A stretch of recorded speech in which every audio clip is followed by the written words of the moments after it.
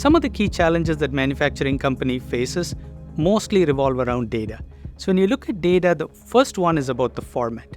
There are different, when we walk into a manufacturing shop floor and we look at data coming from different data sources, they are in so many different formats and stored in different databases that the formats poses the first challenge, that all these need to be centralized. Then the next challenge is about the frequency of the data. The data is coming in, but it's not coming in a way, in a frequency that's required for it to be converted into meaningful information.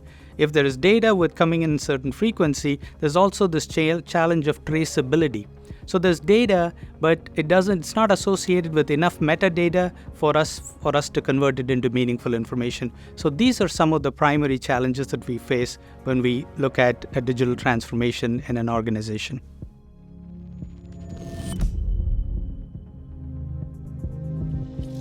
When we look at digital transformation and how businesses should embrace digital transformation for Quality 4.0, first let's look at the Industry 3.0. Industry 3.0 is a few years back when the automation, that's the era of automation. When there is data coming from all these different automated solutions, the data was coming in different layers. When you look at a stack of automation, any manufacturing company, they have the PLC HMI layer. On top of that, they have the SCADA layer, which is the supervisory control and data acquisition. Then there is a layer of MES, where is the manufacturing execution system. On top of that is the ERP, and all the way on the top is cloud. So when you have a stack, we call this the automation stack, each one of them is getting data, and they are all in different silos. So we had to go back, and when we want data from different of these layers, there was a lot of bridges created, a lot of inefficiencies in data transformation, because we have to go and look for data in these different layers to make meaningful information. So when at the advent of Industry 4.0 in the recent years, the whole thing, the concept is kind of coming into centralizing all this data in a unified named space. So thereby all this data can be used real time to affect quality improvements and process. This is very critical for companies to embrace this, because this would lead into a connected enterprise, a data-driven enterprise, reducing waste and improving quality and performance.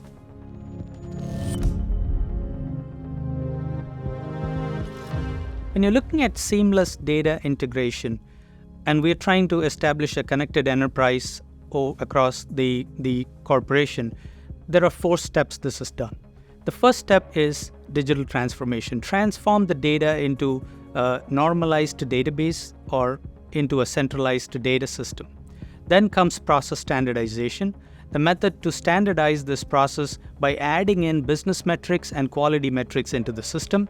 Then that leads to process monitoring and control, or quality monitoring and control, that allows all the stakeholders to look at the data and give access to the data in a meaningful decision-making information, and that can extend it into process improvement and quality improvements. These are the 4 stages that this could create a seamless integration.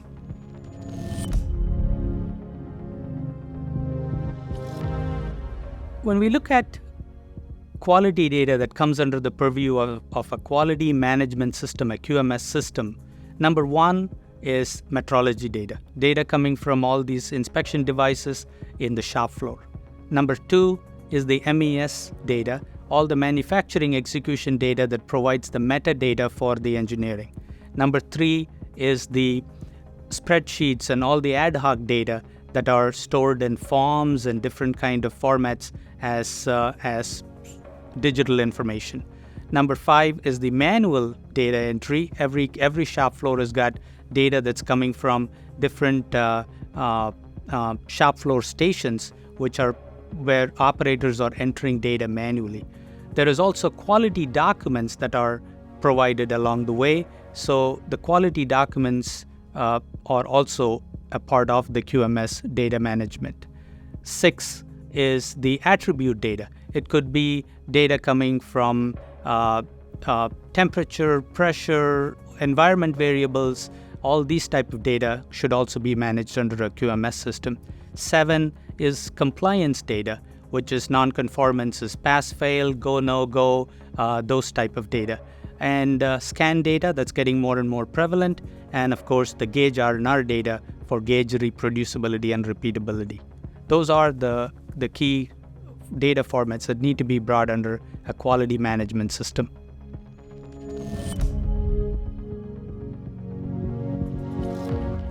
For any organization, the initial steps of implementing a manufacturing quality 4.0 are: one, accessing and creating an inventory of all their digital assets so that we get to know where we need to maximize the digital assets and centralizing these digital assets. The next topic is about process standardization. What are the quality metrics that need to be monitored as far as the company-wide KPI or part-level KPIs or even a business metrics? So understanding of this process metrics are the two key initial steps for implementing a QMS manufacturing quality 4.0.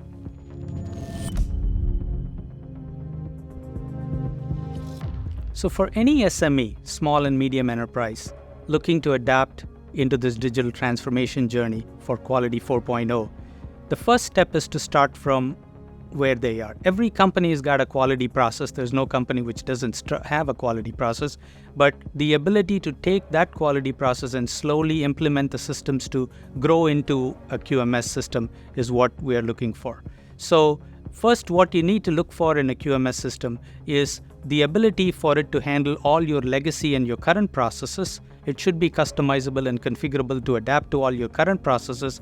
At the same time, have the modules to grow into a full-blown Industry 4.0 solution.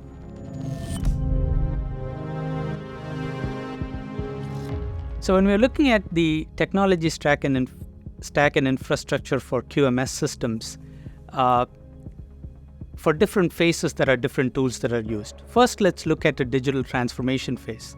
During this phase, what we need is tools that could give you ability to translate all your data, tool that could centralize all your data into a web-based components, a library of interfaces that can connect to all your machines and pull data from all your machines, and also interfaces to connect data and get from your MES systems.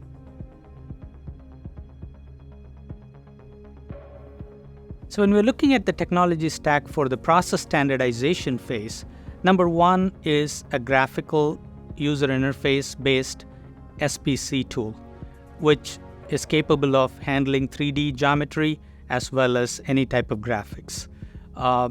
This should also be ability to create templates and store for different reporting needs of your organization. This also should have the capability to convert and be able to incorporate all your business metrics and quality metrics into these templates, because this is the information that will be used for standardizing your process.